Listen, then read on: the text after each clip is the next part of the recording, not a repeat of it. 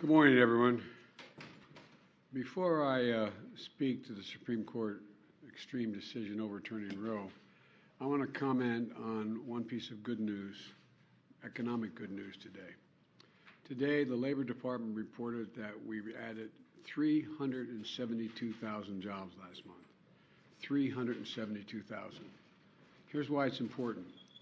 Our private sector has now recovered all of the jobs lost during the pandemic and added jobs on top of that. We have more Americans working today in the private sector than any day under my predecessor, more today than any time in American history, today. In the second quarter of this year, we created more jobs than any quarter under any of my predecessors in nearly 40 years before the pandemic. Think about that. At a time when our critics said the economy was too weak or having already added more jobs, we had already added more jobs my first year as president of any president in history, we still added more jobs in the past 3 months than any administration in nearly 40 years. Now look, I know times are tough. Prices are too high. Families are facing the cost of the living crunch. But today's economic news confirms the fact that my economic plan is moving this country in a better direction. The unemployment rate is near a historic low of 3.6%. Private sector jobs are at a record high. Gas prices, still way too high, have fallen now 25 days in a row. And this week we saw the second largest single-day decrease in gas prices in a decade. We still have a lot of work to do. I'm not suggesting there's a lot more work to do, but I am suggesting we're making significant progress. The program is working. Now, with the Vice President, Secretary Becerra, and Deputy Attorney General Monaco, I want to talk about an executive order I'm signing to protect reproductive rights of women in the aftermath of the Supreme Court's terrible, extreme, and I think so totally wrong-headed decision to overturn Roe v. Wade. In both formalized actions I announced right after the decision, as well as adding new measures today. Let's be clear about something from the very start. This was not a decision driven by the Constitution. Let me say it again. This was not a decision driven by the Constitution. And despite what those justices in the majority said, this was not a decision driven by history.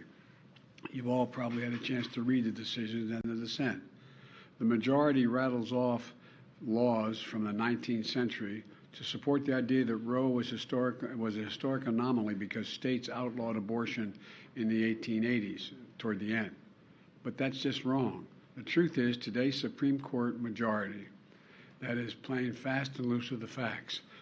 Even 150 years ago, the common law and many state laws did not criminalize abortion early in pregnancy, which is very similar to the viability line drawn by Roe. But the Dobbs majority ignores that fact. And the Dobbs majority ignores that many laws are enacted to protect women at the time when they were dying from unsafe abortions. This is the horrific reality that Roe sought to end. The practice of medicine should not be frozen in the 19th century. So what happened? The dissenting opinion says as clear as you can possibly say it. And here's the quote. Neither law nor facts nor attitudes have provided any new reason to reach a different result than Roe and Casey did. And has changed, and all that's changed is this court, end of quote. All that's changed is this court. That wasn't about the Constitution or the law. It was about a deep, long-seating antipathy toward Roe and the broader right to privacy. As the justice wrote in their dissent, and I quote, "The majority has overruled Roe and Casey for one and only one reason, because it has always despised them, and now it has the votes to discard them," end of quote. So what we're witnessing wasn't a constitutional judgment. It was an exercise in raw political power.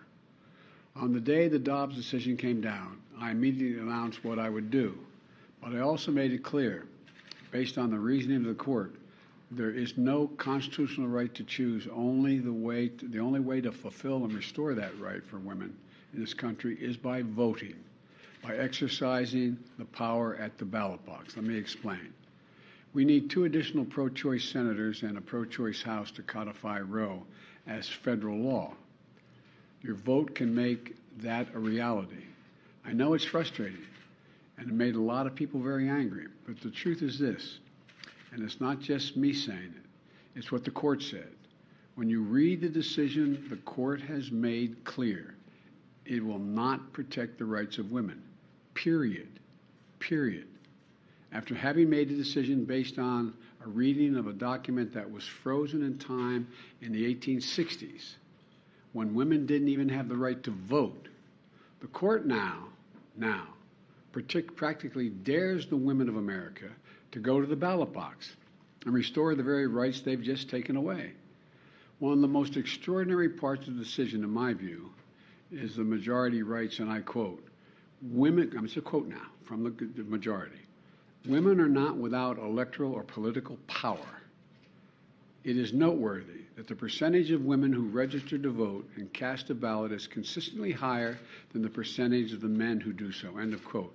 Repeat the line. Women are not without electoral and or political, or maybe precise, not and or political power.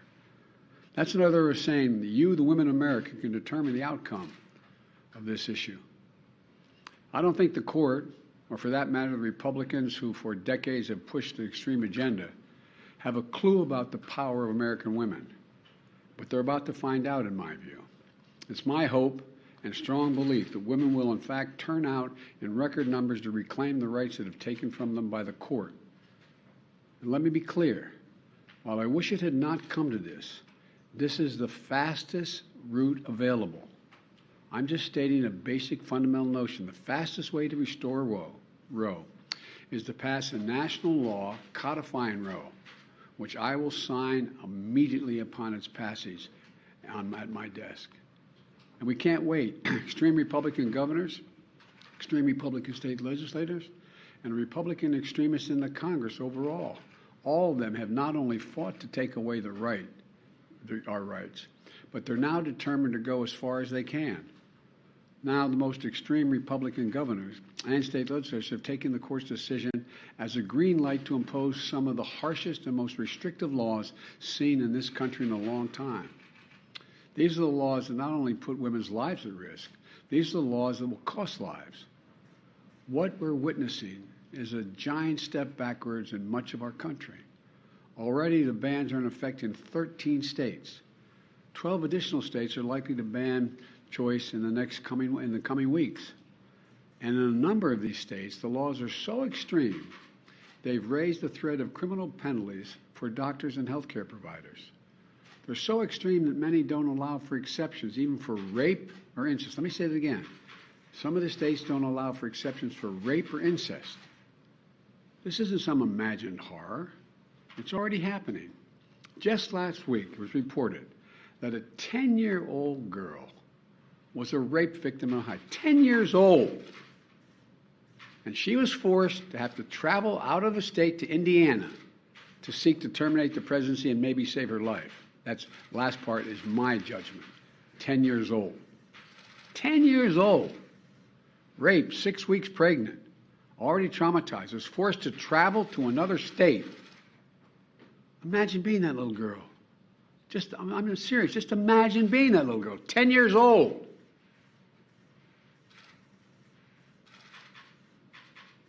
Does anyone believe that it's Ohio's majority view that that should not be able to be dealt with? Or in any other state in the nation? A 10-year-old girl should be forced to give birth to a rapist's child? I can tell you what I don't. I can't think of anything that's much more extreme. The court's decision has already been received by Republicans in Congress as a green light to go further and pass a national ban. A national ban. Remember what they're saying. They're saying there's no right to privacy, so therefore it's not protected by the Constitution. So it's left up to the states and the Congress what they want to do. And now my Republican friends are talking about getting the Congress to pass a national ban in the extreme positions that they're taking in some of these states. That will mean the right to choose will be illegal nationwide if, in fact, they succeed. Let me tell you something. As long as I'm president, it won't happen. because I'll veto it. So the choice is clear. If you want to change the circumstances for women and even little girls in this country, please go out and vote. When tens of millions of women vote this year, they won't be alone. Millions and millions of men will be taking up the fight alongside them to restore the right to choose and the broader right to privacy in this nation, which they denied existed. In the challenge from the court to the American women and men, this is a nation. The challenge is go out and vote. Well, for God's sake, there's an election in November. Vote, vote, vote, vote. Consider the challenge accepted, court. But in the meantime, I'm signing this important executive order. I'm asking the Justice Department that, much like they did in the civil rights era, to do something, do everything in their power to protect these women seeking to invoke their rights. In states where clinics are still open, to protect them from intimidation, to protect the right of women to travel from state that prohibits seeking the medical attention that she needs to a state to provide that care. Protect the woman's right to the FDA-approved, the Federal Drug Administration-approved medication that's been available for over 20 years. The executive order provides safeguards to access care. A patient comes into an emergency room in any state in the union. She's expressing and experiencing life-threatening miscarriage. But the doctor is going to be so concerned about being criminalized for treating her, they delay treatment to call the hospital lawyer who is concerned the hospital will be penalized if the doctor provides the life-saving care. It's outrageous. I don't care what your position is. It's outrageous. And it's dangerous.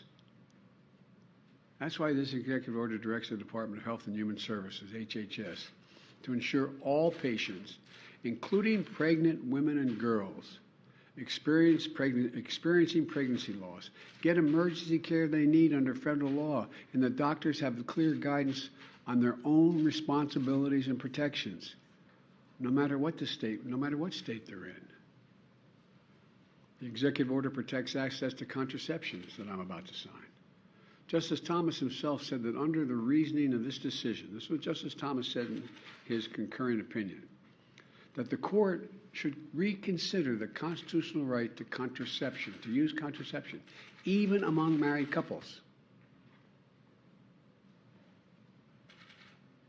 And what century are they in? There used to be a case called Connecticut versus Griswold, which was declared unconstitutional in the late 60s. It said a married couple in the privacy of their bedroom could not decide to use contraception. Right now, in all 50 states in the District of Columbia, the Affordable Care Act guarantees insurance coverage for women's health services, including free birth control. The executive order directs HHS to identify ways to expand access to reproductive health services, like IUDs, birth control pills, emergency contraception.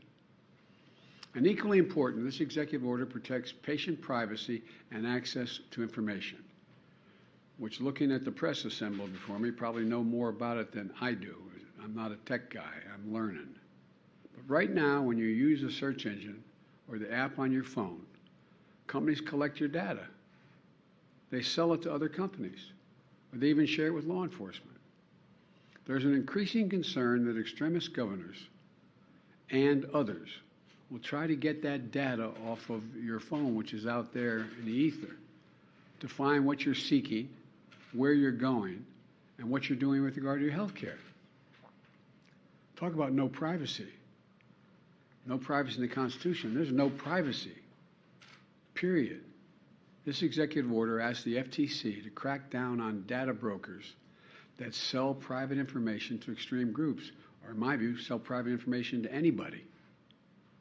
It provides private health information. It protects private health information in states with extreme laws. And the executive order strengthens coordination at a federal level. It establishes a task force led by the White House Department and the Department of Human Services, focused specifically on using every federal tool available to protect access to reproductive health care. You know, let me close with this. The court and its allies are committed to moving America backwards with fewer rights, less autonomy, and politicians invading their most personal decisions. Remember, the reason of the decision has an impact much beyond Roe and the right to privacy generally. Marriage equality, contraception, and so much more is at risk. This decision affects everyone, unrelated to choice, beyond choice. We cannot allow an out-of-control Supreme Court working in conjunction with extremist elements of the Republican Party to take away freedoms and our personal autonomy. The choice we face as a nation between the mainstream and the extreme, between moving forward and moving backwards, between allowing politicians to enter the most personal parts of our lives and protecting the right of privacy. Yes, embedded in our Constitution. This is a choice. This is a moment, the moment to restore the rights that have been taken away from us, and the moment to protect our nation from the extremist agenda that is antithetical to everything we believe as Americans. Now I'm going to sign this executive order.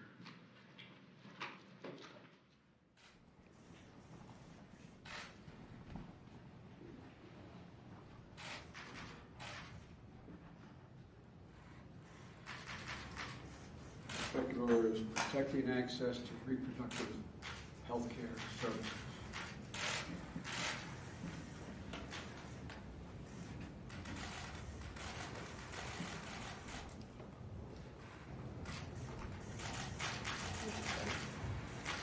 Mr. President, what does Prime Minister Abe last night say about the security situation in Japan?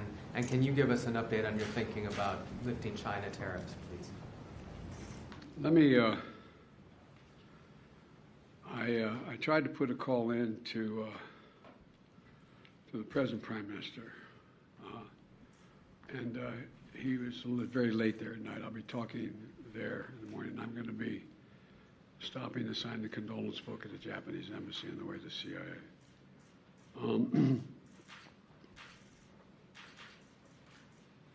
This hasn't happened in Japan in decades and decades.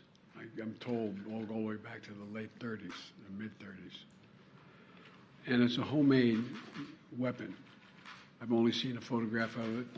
The Justice Department is going to be going in and giving me more detail later as they find out the detail.